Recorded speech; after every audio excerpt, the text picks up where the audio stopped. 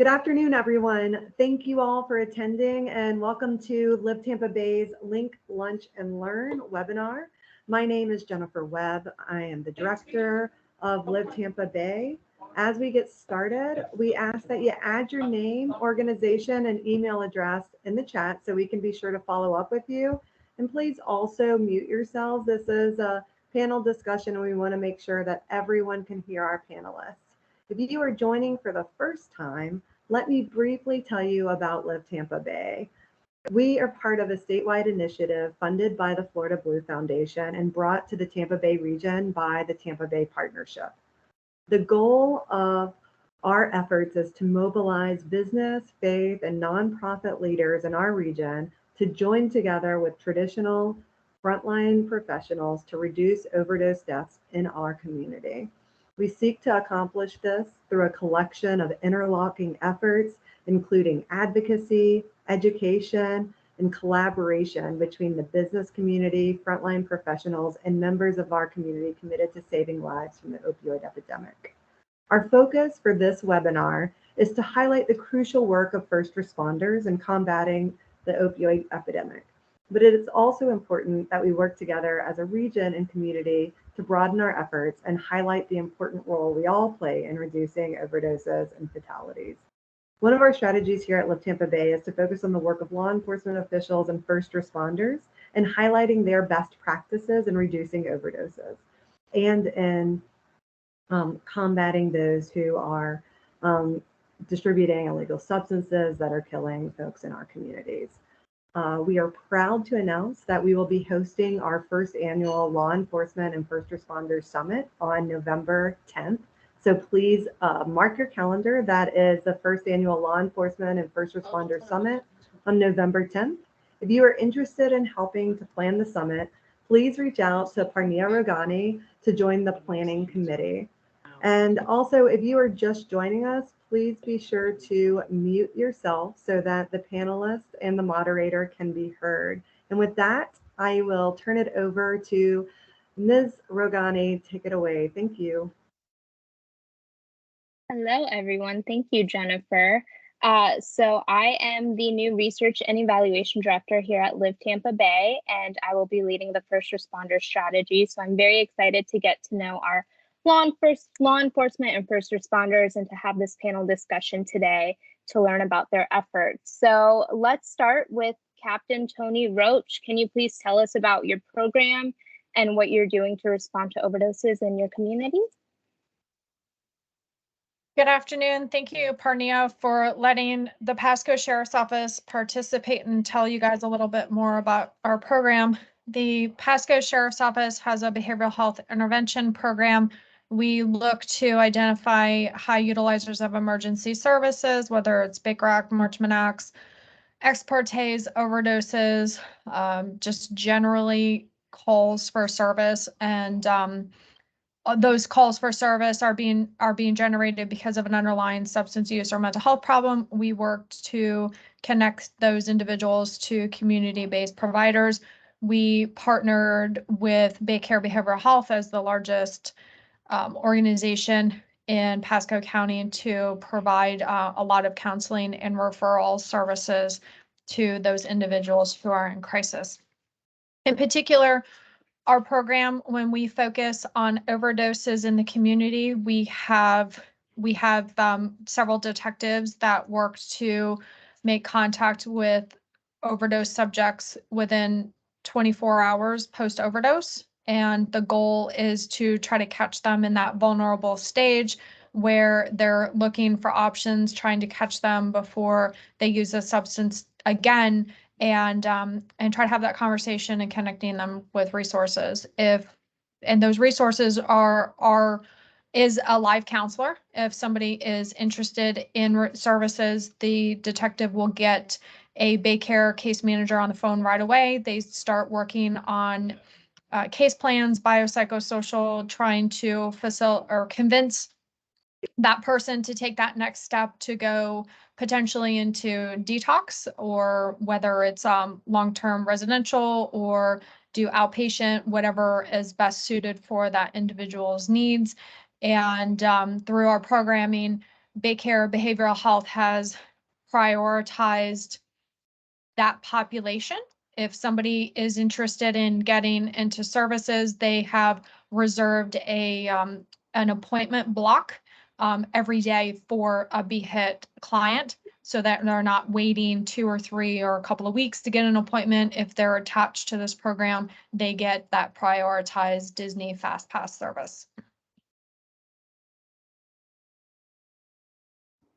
Thank you, Captain Roach. Sergeant Montgomery, can you please tell us about your program and what you're doing to respond to overdoses in your community?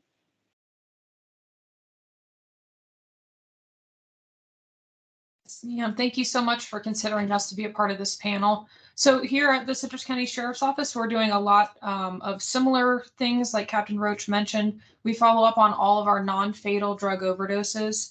During these follow-ups, our detectives attempt to foster intelligence from the person so that we can target dealers with our narcotics unit. We also educate them on our local resources, and we provide them with an opioid overdose kit that I'm going to show you on the screen. In this kit, we have 2 doses of Narcan, and additionally, there are resources and the description of those resources in the kit. Outside of that, I mentioned our narcotics detectives, so they respond to all of our opioid-related deaths. That's to preserve evidence for the case, try to foster intelligence on our dealers, and then we pursue them criminally in that aspect. And then more recently, we've actually obtained some grant funding that we are going to hire substance abuse advocates. We will do that probably in the next 20 days based on onboarding. And they're going to take over the functions that our detectives are doing. And the reason for this is we've found some pushback and resiliency from the clients in our community. They don't always want to talk to a cop because of the preconceived notion that we want to take them all to jail and hold them criminally responsible as opposed to giving them help. So the goal with those is, again, to take over those follow-up investigations, partner with our local peer recovery specialists, and hopefully have them ride with us so that we can get them connected and fast pass them through some services in our community. Thank you for that. Officer Wright, please tell us about your program and what you're doing to respond to the overdoses. Hi, good morning. Thank you also for having Tampa Police on. Very similar to Captain Roach and Citrus County programs in the harm reduction. Sorry, I'm getting kicked back here. Give me just a second to adjust this. We work collaboratively with our stakeholders for harm reduction and peer recovery service program. We have grant funding, which allows us to have a program called COPE. It's our Comprehensive Opioid Abuse Program. And with that, we have a co-responder model. So when we also utilize or target our high utilizers, and myself, law enforcement, and a social worker and case manager together will respond out to these high utilizers and get them connected with resources in our community. We do, the program provides 6 months of case management to nonviolent opioid addicted individuals. We link them with detox and treatment services. And that is the program that we do. We've had a lot of success coming out in that co-responder model, having our community partners and the case manager and I'm social very worker happy for you. be able to assist law enforcement in those conversations with initial Sorry, contact. Officer Wright. So if they want to talk to me and law enforcement, just make sure sometimes they're they muted. want to talk to me, or they rather talk to the social worker, the case manager. And through our program, we've been able to provide 6 months of case management for those that sign up for the program. And thank you so much. I'm enjoying hearing about all the different programs within our region and the support that we have within our communities. And Mr. Dwyer, can you please tell us what you're doing in your organization? Yeah, absolutely. So here in Manatee County, we kind of attack it through our community paramedic program. So we have a program of paramedics that are specifically going out, seeing our high system utilizers, our substance abuse, mental health individuals, and trying to navigate them through, much like everyone else is, to resources that are appropriate to them. Can you hear me? Yes. Okay, sorry. I think I froze on my end. All right. So they do that through referral process. So we get referred patients through our EMS system.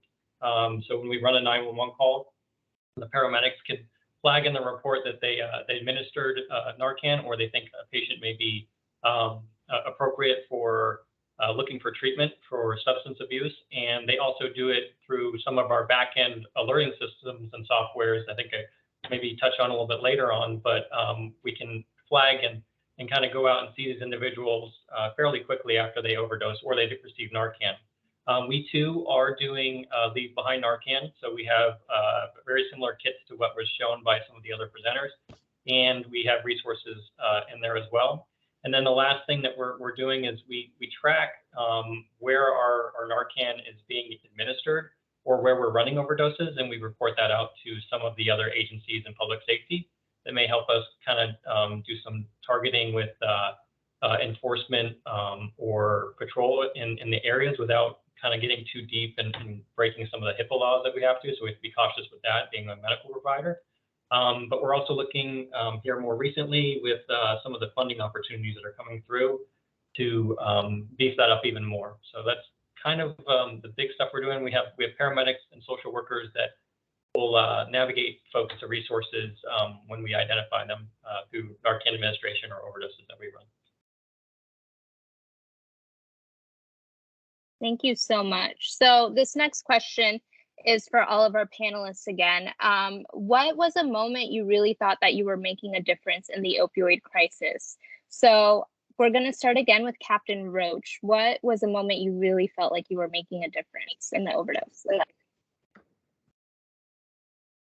I honestly was trying to think if there was a particular case, but in reality, the first one that we were able to get into recovery and get them connected to resources was that AHA. And then every single one of them are profound when you think about the potential dangers that substance users are facing every day, with fentanyl being in drugs that seemingly wouldn't have, and now it's in everything, and the risk for a fatal overdose is so high that every single one of them are profound and impactful because of the ripple effect that it has in our community when we're looking at moms and dads and sisters, brothers, cousins, and the overall, even just from a financial impact in our community is so, every single one of them that we're saving and getting into recovery is profound and impactful. I love that. That is so true. Every one person you save is one person that is getting help. I love that, Captain Roach. Sergeant Montgomery, what about you?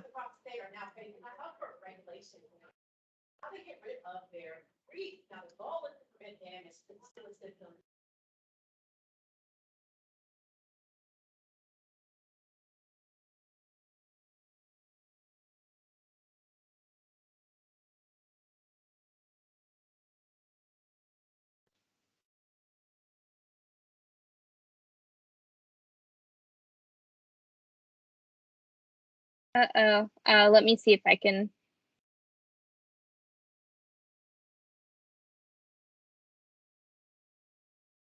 Oh. All right. Well, Parnia is helping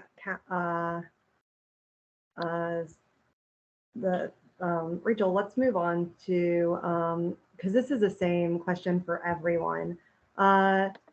Officer Wright, what about you? What was one moment that you felt like you really were having a positive, that y'all's efforts were making a positive impact on the opioid crisis? And it can be as small or as large as is relevant to your experience. So when I really saw a difference that I was making, it started with myself first through my experiences. So the education that I've received being with the opioid task force has allowed me to see that stigma affects a lot of our community and our officers.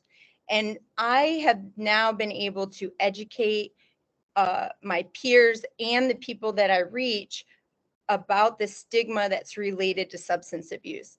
And in that awareness and education, I've been able now to provide resources to grieving families and also allow the substance abuser to choose recovery. And I think that's a really important and a very special difference that we're making. When I respond to a hospital and the substance abuser is thanking me for being so kind and giving them resources and support to let them choose recovery, and then they're choosing recovery, I'm seeing that difference.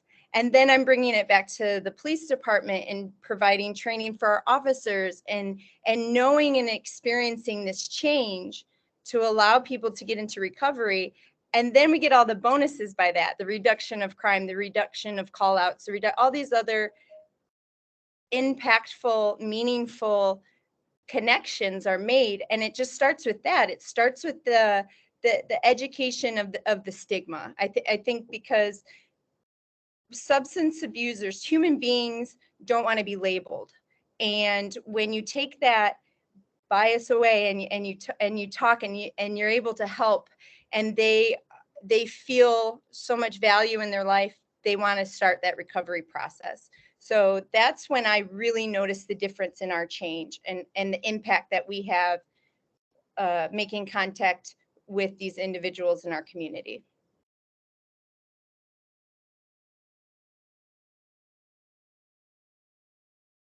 Thank you so much, Officer Wright. And we're still having technical difficulties with Sergeant Montgomery. I think she's going to log off and come back in.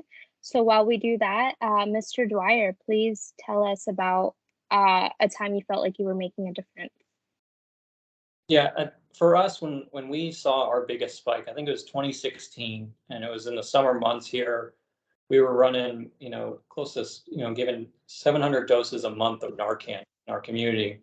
And when we saw that spike, that was it was hard on the responders, right? So I think that's been mentioned. So as a responder going in, running these calls constantly, where we'd run these calls maybe every 3 months to running 6 patients at a time on one call, that was it was defeating, right? So when we started seeing our biggest difference was when we started seeing those numbers drop. And to be honest, we can attribute that to a lot of not focusing so much on the response to the overdose, but working on the prevention side of the house and trying to get them to a resource that's appropriate for them to get out of that cycle of overdosing.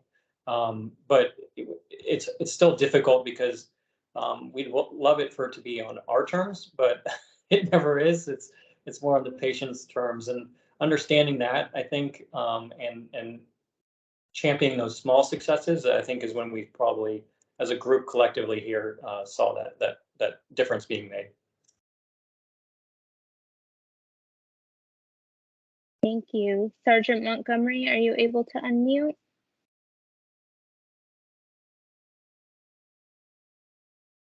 While we wait, I just want to say, first responders, law enforcement do a lot of work out in the community, and I'm sure every small little thing feels like a win.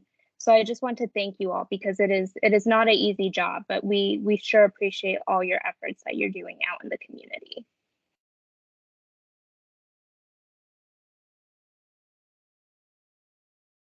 Sergeant Montgomery, are you able to unmute? We might have to move on to the next question.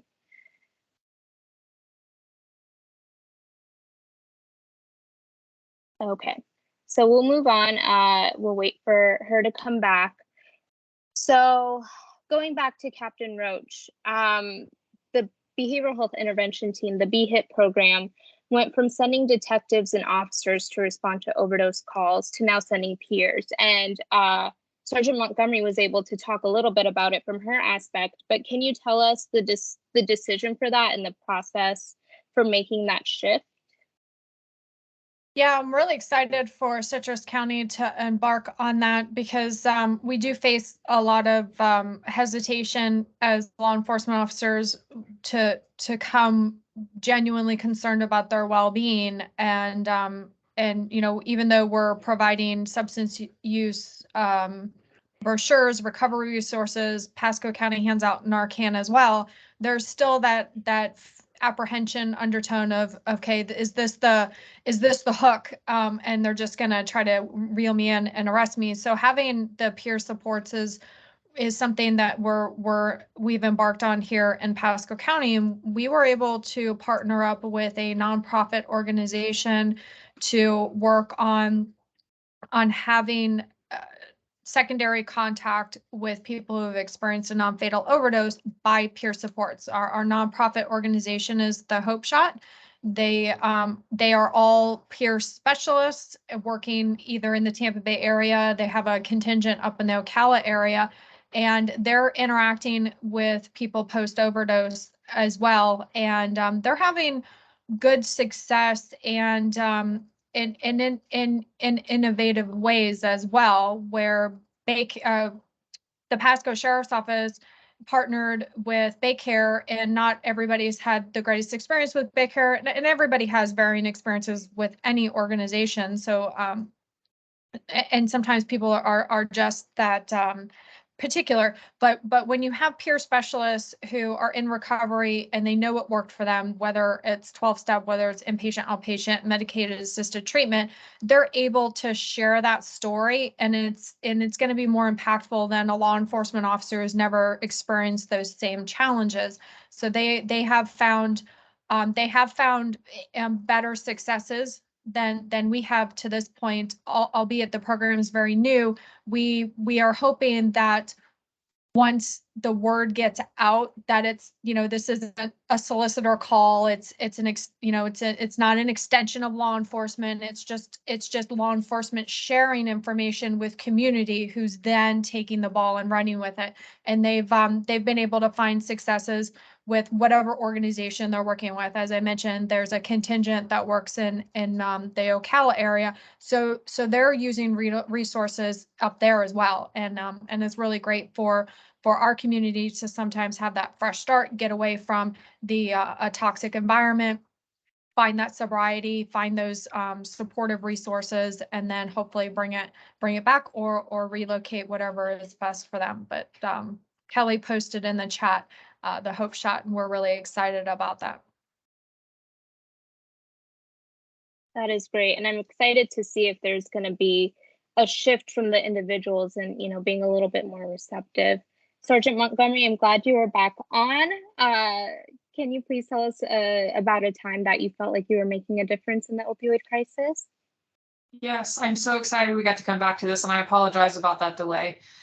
So number one, today I was actually told that we have an incredible decrease of 21% in our opioid related overdose deaths so far year to date. So that would be number one. Aside from that, my moment came with a young man that we helped. This young man actually supports a family of 5 and has a full-time job. He has about 3 kids under the age of 5, which is a tremendous amount of stress. But he made a bad decision to buy an unknown pill from a friend of his that ended up turning out to be fentanyl. And he actually overdosed while driving, and he had his child in the vehicle. So we were able to connect him with some substance abuse services. We held off on criminally charging him, but under the pretense that he would be willing to cooperate and comply with treatment plans. He allowed us to coordinate care amongst his physician, his wife, and his family. And I am so happy to report that he has actually been in recovery for over a year now. He's advanced in his job. He makes more money than I do, and he's doing really well. So that would be my moment. Wow, that is great. That is a great story to share. Officer Wright, what challenges you experience in getting the bad guys, so to say, you know, the individuals that are dealing to those that are overdosing? We also respond out to the opioid deaths. And then when we have lack of evidence or information in those cases, that does present the biggest challenge. The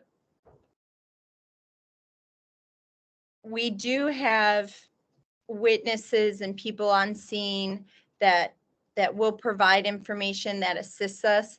But when those people are just not present, then that challenge is even greater. So that is the biggest challenge that we have right now.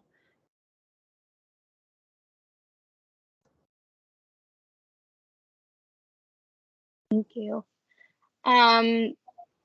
Mr. Dwyer, so you mentioned earlier that you track the Narcan that is given out. What data system do you use to track that?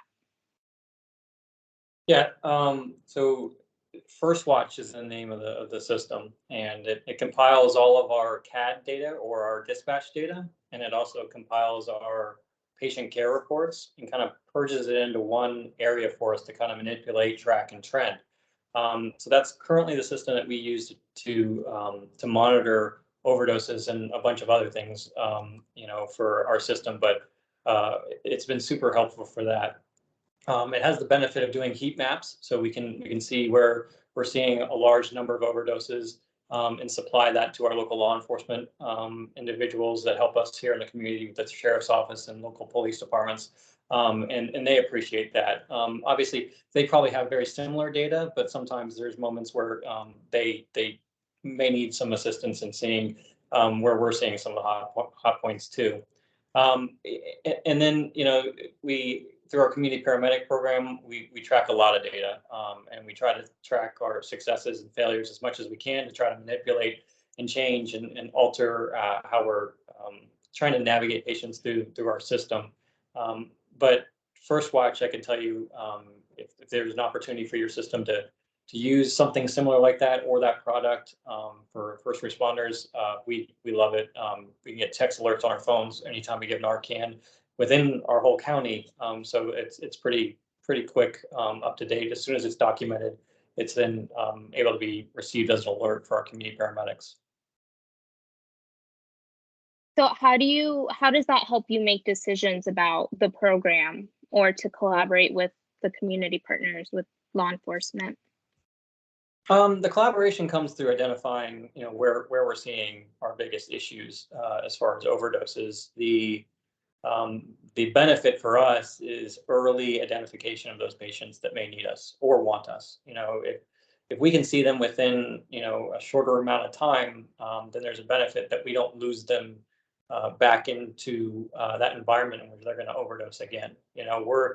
We try to be as quick as we can to respond, and we're working towards trying to be there within 24 to 72 hours for those overdose patients, because I think that's where you're going to see your biggest success, and that's something that's on our radar. But the longer it takes for us to get out there and see them, the harder it is for us to provide that outreach and direct them to some services that may be beneficial for them. I think what was mentioned before is, in that 24-hour, 48-hour window, they're in a vulnerable state. And ideally, we would love to see all of them if we can, but we have tools available to do that moving forward. Awesome, thank you. Officer Wright, I'm coming back to you. So what happens when individuals don't want to share who their dealer might be? How would you handle situations like that? Yeah, so it actually piggybacks off what you were just discussing with data collection, because we have partnerships, stakeholders, and through the grant that we have right now with COPE, we have partnered with the University of South Florida, and they are a great they have a research section of our grant, and they're able to provide us with data. So with that partnership and then our own in-house databases of data collection to see where those hot spots are, we're able to combat those issues, and the data collection is what can assist us do that. So if we have lack of evidence on scene, we then go to the data and we look at what we have in that, with the mapping systems and what we know, having partnered with our community and getting information from other sources, and what we need to focus on for our investigation. And that usually leads us to being able to develop cases and get more information when we started with a lack of evidence. So that data collection is so important. And they have so many different databases. It's interesting to hear about the First Watch program. We have, similar programs that we use, and that's very important. And that's how we would handle it. We would go to the data and our community partners and really look at that stuff to develop a plan moving forward. And that just shows how important the community collaboration and the data aspect, it all comes together. So I'm glad to hear that there's a lot of collaboration between the different agencies. Sergeant Montgomery, I'm coming back to you. So in Citrus County, there's a push to weaken Baker Act and Marchman Acts. How does that impact your work? Well, I would say this impacts law enforcement all over the state of Florida, if that's the case. A tremendous amount of our calls for service stem from mental health and substance abuse crisis. And if we don't have these avenues or involuntary connections to resources, those that are suffering with mental health or substance abuse disorder will end up in the criminal justice system. They may die or they may harm others without that intervention. So I would say it's going to be a tremendous impact. And thank you for that. And what are some other challenges that you face being in a rural county? Well, first and foremost is a lack of resources, being that we're very rural. I would say, though, that since the creation of our opioid task force in the county, we've developed a large network within the community. We try to educate each other of the resources that are available. We bring awareness to the community of those needs so that maybe those resources can get funding to cover those needs. And then we just work tirelessly together to combat the opioid problem. Aside from the task force, though, we do make some out-of-county referrals to inpatient rehabs, and if we need to, we transport those individuals to rehab. Thank you for that. Again, I'm glad to hear that there's a lot of collaboration. We do have a question from the audience from City Commissioner Gerard. Can you speak about the follow-up with referred people and what's your experience with long-term recovery? So I think that might be a Captain Roach question.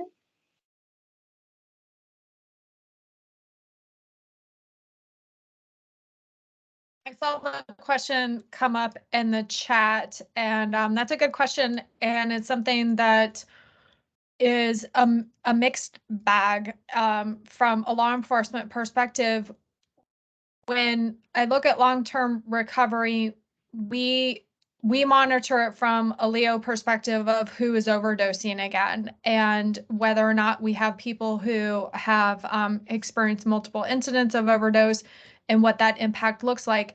The fortunate or unfortunate thing is if we are able to connect somebody into recovery services, they may or may not participate in a release of information that allows the community partner to share what's going on with them. So honestly, we may not know about a person's long-term recovery other than if they're not on our radar. There's some assumptions, and I know what assuming does, but there are some assumptions that that person is doing well, that they're not popping up on the sheriff's office radar, because we have a tracking mechanism within our CAD system where if an individual has been a prior BHIT subject, there will be an alert attached to their name. So if there's any other calls for service that are generated with that individual, the detective who was case managing that individual would get notified, and we would see them pop up in reports again. And when we don't see that happening, we're gonna stay in rose-colored glasses and assume that that person is doing well. But sometimes we just don't know because of lack of information sharing that the patient has allowed the community partner to do.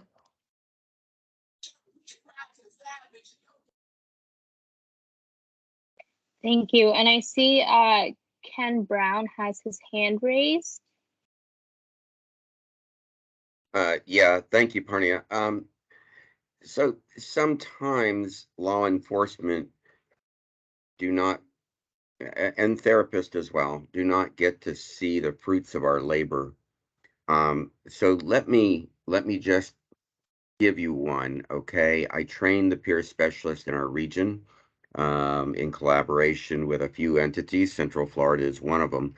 But I just completed a peer specialist training for our region, and many of those people that you helped get into recovery are now becoming certified to come back and work side by side with you.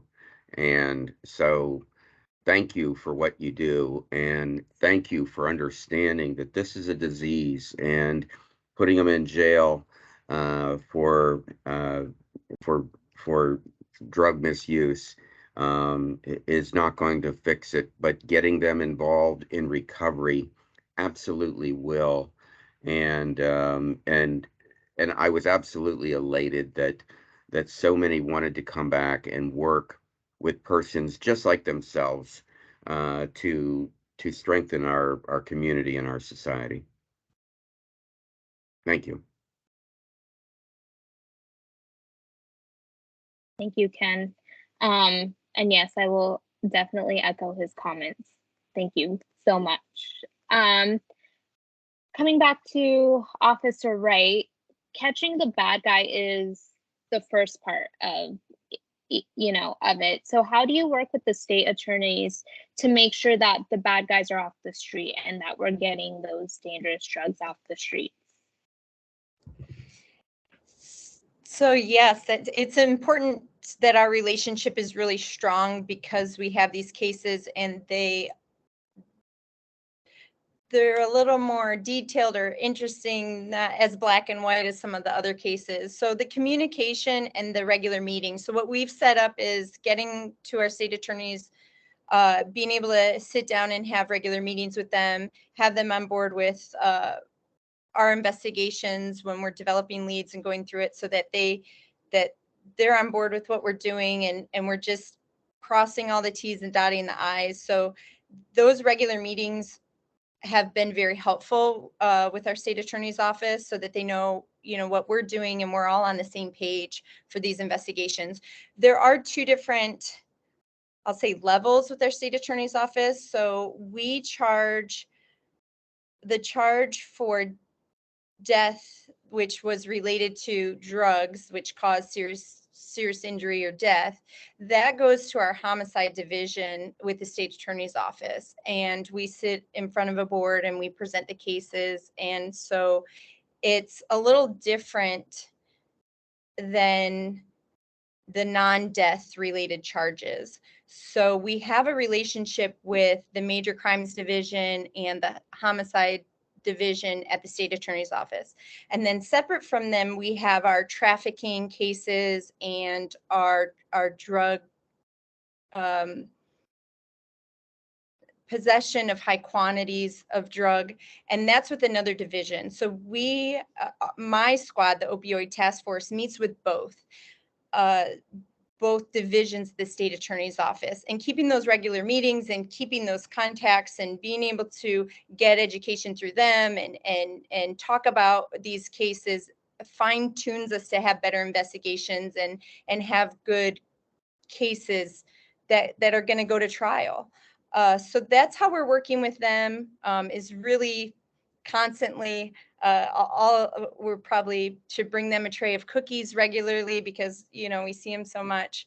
And then additionally, not just the state attorney's office, but some of these cases become so complex and have a lot of involvement or even multiple death investigations related to one suspect. And some of those cases, and supported with the state attorney's office, they support us in this. Sometimes those go federal, and we're utilizing the federal court system with those cases. And our state attorney here in Hillsborough County has been very, very good about communicating, hey, this is one that we'd like to try, this case, and this other one that has more involvement, that might be one that we should take, on a federal level. And it's been really good to see these positive results meeting with them in support of saying, like, this is what we can help you with, and there's no egos in the room. So it's been a really good partnership with our state attorney, our local state attorney's office, who has also told us, these cases are coming to them more often, and they really want to see these cases tried. So that's been good to see their support for us and my squad. So that's what we're doing. Okay. Awesome, thank you. And I do have one more question for you. An audience question is, does the TPD use OD maps as a way to look at their data? Yes, we do. Yes, that's a very very good tool. I do appreciate that system, and yes, we do use it. Thank you. Mr. Dwyer, coming back to you, what are some of the gaps you see in the data, and how are you working on addressing them? I think, for us, it's trying to figure out what resources are working really well and monitoring that. And that's difficult because success is really hard to define in this subtype of patients, right? So I think all the speakers kind of mentioned, what your definition of success is we don't see them again, right? Or for our side of the community paramedic program, they're aligned with a resource. We hand them off to that resource, and we may not see them again. The hard part is reconnecting them and trying to track their success or success on the backside. So for us, that would probably be the hardest part for us to try to track down and get. We make phone calls 30, 60, 90 days out where we attempt to try to contact our folks after we see them, but we're not always really successful in connecting with them. So I would say that's challenging.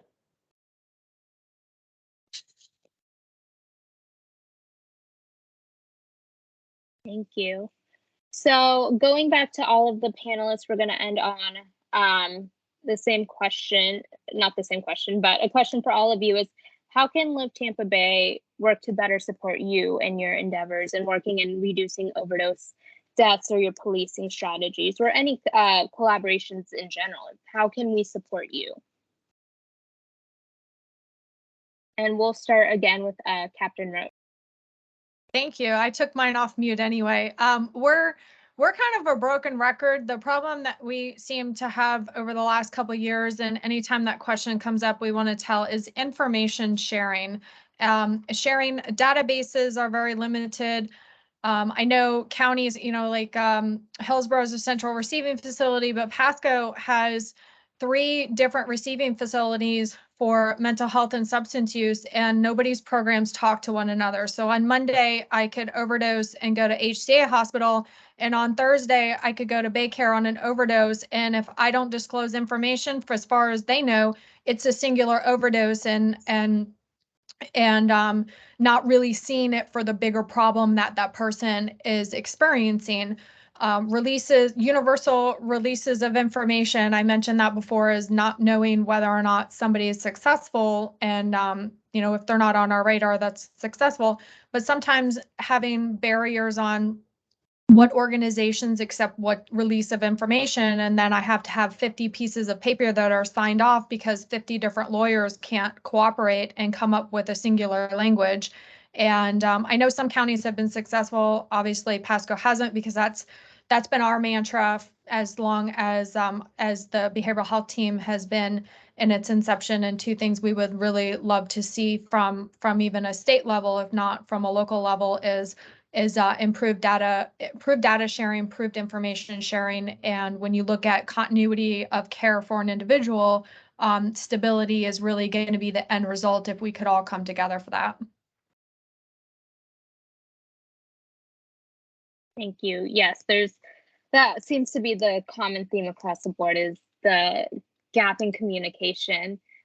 We do have a audience question before I move on to the panelists. Is the information sharing challenge related in any way to HIPAA? I think that's for you, Captain Ray. Oh, okay. Yeah, thank you.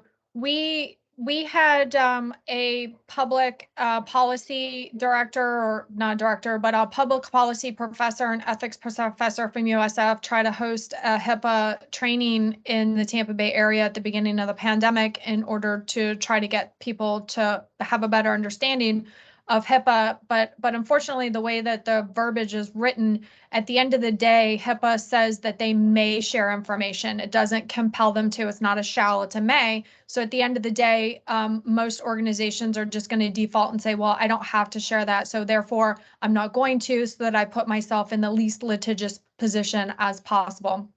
But to specifically answer that question, it is related to HIPAA and information sharing, although there's caveats in there. I mean, we even ran problems with having continuity of care conversations with inmates at our jail and sharing information about their continuity of care from, say, Bayonet Point Hospital when they were transported out for services, because the person specifically didn't sign a waiver, and so there's no sharing of information. But how can I treat a patient who's now in my care and custody if I don't know about their medical history, but that person doesn't sign a specific release? And so it's been difficult to navigate. I won't say impossible, but when your work is hard already, we don't need additional ruts in the road and boulders in the way in order to achieve a better communication and success for people. Thank you for that. Officer Wright, I'm coming to you with how can Live Tampa Bay support you and your organization? Yeah, so I agree with that, with the data sharing. That is a challenge that we have, and that would be better if we could, because we do use resources in other counties all around us. The other support is platforms like this, where we get together and are able to share other resources and connecting through the web chats. Even during this, I've already gotten so many things I need to follow up with that'll make me better. So that's this type of platform for resources and connections also really help our mission. So those are things that could help. The collaborations with community partners that provide toxicology stuff, that's one thing that our department, we have a lot of substances that we could test, and I know Hillsborough County Sheriff's Office right now is working on getting some toxicology equipment to test some of the substances that we're coming in contact with. Our medical examiner's office does too, and other counties we've used across the bay. We've been able to get assistance from them, helping us with some of those toxicology reports. So that is something that we can continually try to fine tune, and something that we could probably use help with, because we're not perfect yet, or strive to be as close as we can get with trying to get that information, those reports back in a timely manner. So that would be something also, those toxicology collaborations, partnerships with people that can look at those, run those tests. So that's something. Thank you. Sergeant Montgomery. Yes. So I would just say continuing to participate in our opioid task force meetings. We love that you guys attend. You help share ideas that maybe other areas are implementing. I agree with Officer Wright. Having these platforms allows us to grow. I mean, I've been writing down a ton of things as I am listening to everybody, providing us those educational opportunities. And then lastly, for specifically Citrus County, with us being so rural, maybe more awareness to our community that we need funding for a crisis stabilization unit, and even inpatient rehab centers. I apologize about that. Thank you. And Mr. Dwyer. Yeah, so I'll echo kind of something similar that was just spoken. The issue that we run into, and some of our pinch points are there's not a lot of resources even here in Manatee County. I mean, we're not as rural as some of the counties that have been on the call, but we have one inpatient treatment facility in our county. And when that facility is busy and doesn't have any beds, there's not a lot of other options for us to look toward. You know, as we can look south to Sarasota, and we can look north to Pinellas, and we do refer patients up and down below our county constantly. But it would be nice for the purposes of trying to keep the patient near their family, their friends, and their support network to get them somewhere here locally that's able to treat them. So that would be one way that hopefully that you guys can help encourage or support us in. And then it's public outreach. You know, if we can prevent the overdoses from even happening, or that addiction process from even happening, then that's going to make an impact as well. You know, we don't see it on our end, which is unfortunate. But if we know what's happening, it's a benefit, and we're happy to partner with any outreach that is a prevention or treatment or whatever is out there for our community. Thank you. Thank you to all of the panelists. As Jennifer mentioned at the beginning, we will be holding our very first law enforcement summit to give a bigger platform for these types of discussions. So please stay tuned for that. If you're interested in joining the planning committee, please send me an email. And again, thank you to our panelists, not only for today, but for all the hard work that you do. We really do appreciate it. So with that, I'm going to turn it back to Jennifer. Excellent. And Parnia, thank you so very much for moderating the panel. I really appreciate your experience that you have in working closely with law enforcement up in Pasco County. See, Captain Roach, she's still working with you and the broader community. And I actually wanted to end, and it's a more somber note, but I think that it is absolutely worth asking. Y'all, there's been a recent spike in fentanyl deaths, and I know that it has been heartbreaking to all those on the front line, because we're already working so hard and doing so much to try and stem this crisis. And so in light of these, the recent spike in deaths, I was wondering, can y'all speak to some solutions that you think would be helpful? And in your particular county, and I want to point out that on this call today, or on this webinar, we have rural counties represented, we have our urban counties represented, and we even have our ex-urban counties represented. And we're a really good kind of microcosm for the state in terms of what we look like here on this call. And so if y'all could, in the last 5 minutes, any ideas that you have, because I know that we have 75 folks who have tuned in today, and I think a large reason is because of this fear around fentanyl and the uptick in deaths. So who would like to begin?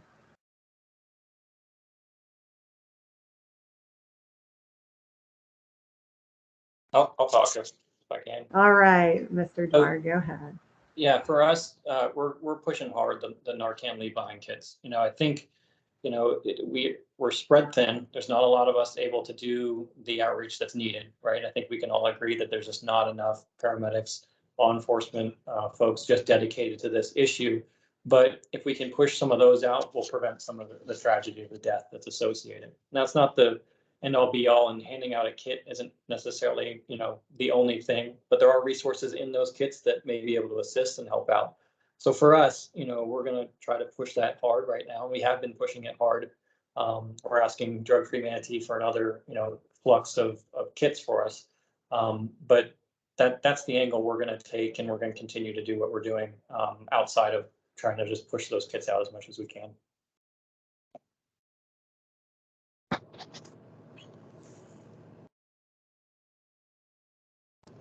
I would agree with Sean about the Narcan kits, and something else that I've worked on with Kelly and Parnia, and it's an awkward conversation for law enforcement to have, so I push it back on the community, is know your dealer, know your source of supply, because the seemingly benign methamphetamine and addiction that you're struggling with is not just methamphetamine. Marijuana is not just, you know, having that high and taking a nap, you know, kind of that old school mentality. It is Russian roulette in what is in that substance. And so we've asked, that's something that we've tried to do with our community, obviously not from a law enforcement perspective. I would never blast that out as a PSO advice, is know your dealer. But ultimately, I mean, that's a lot of what it is that it's unknown what they're getting. So the buyer beware, please be very careful. And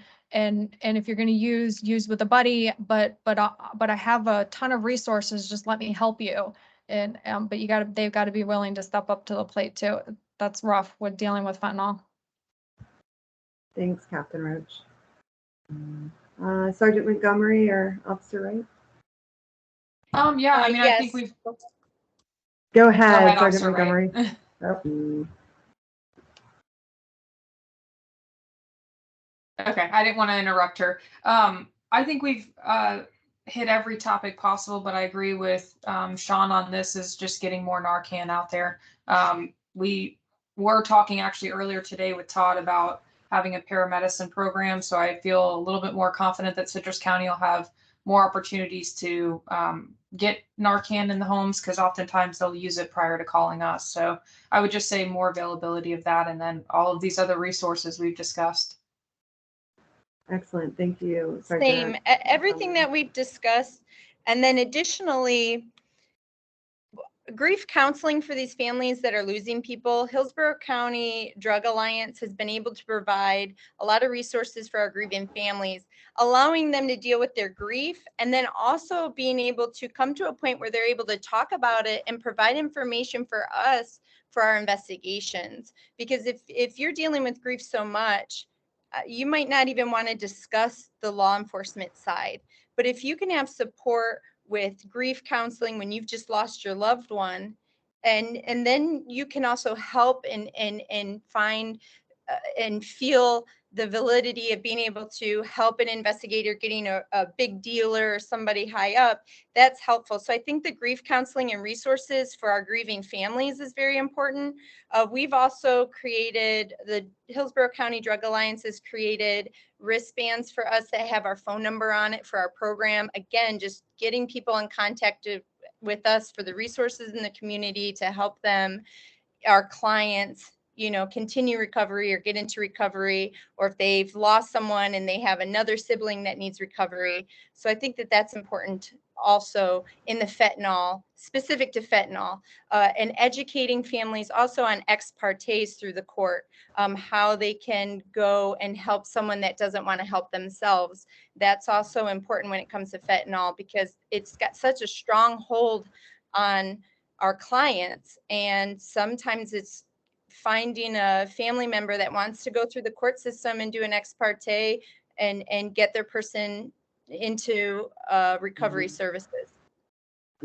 Excellent. Thank you so much, Officer Wright. Thank you, Mr. Dwyer, Sergeant Montgomery, Captain Roach. This has been a fantastic panel, and the questions actually keep going. We could stay here for another 30 minutes. What I will do is, if you had a question that you didn't have a chance to have answered, put it in the meeting chat. I will send it out to our panelists, ask for their response, and then in our follow-up email, I'll make sure that those questions are answered. Someone asked specifically about Narcan. Next month, we have webinars the third Tuesday during lunch of every month. Next month, we will be focusing specifically on Narcan and getting it out to different populations. Our questioner, Carmen, asked specifically about children and teens. We also have the HEROES program through law enforcement, but we have community-based Narcan that's being passed out through our DCF partners. And I think that we need that full conversation, and then how to pair Narcan distribution with other information to help connect people to additional resources. So that is next month. Stay tuned for that. And in the meantime, thank you all for joining us. This has been a fantastic panel discussion, and I'm very grateful to all of our panelists for joining. And actually, my final word is going to be, I have had conversations with the majority of our panelists that have brought me to tears in terms of their dedication to solving this problem, whether it's Sergeant Montgomery chasing EMS to the hospitals to make sure that visiting doctors don't release people who are going into rapid overdose because our rural counties are so underfunded, or whether it's Officer Wright making sure that she's exhausting every single option in order to get drugs processed so that she can capture finally their police and detective work paid off so that they can put away folks who are poisoning our community members, or whether it's Captain Roach really, doubling down and trying an additional new way of doing outreach to folks, and so that she and her programs can be even more effective. I am just really grateful for our law enforcement and their partnerships across the community, and we will continue these conversations. Thanks, y'all. Have a great rest of your day.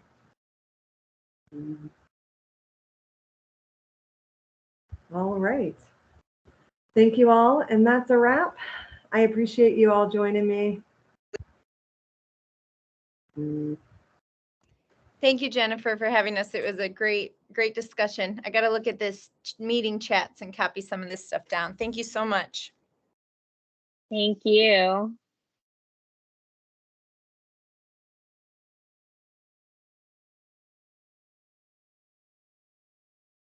I think we can export it too and send it via email, Pernia. Yeah, that would be great. Are you all able to do that?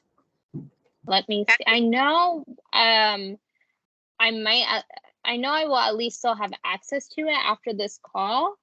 So Officer Wright, I can play around with it and get it over to you, Officer Wright. A worst case scenario, I just copied and pasted it all so it can be sent as like a longer document, but there should be a way to export it too. Oh, perfect. Yeah, we'll get that to you.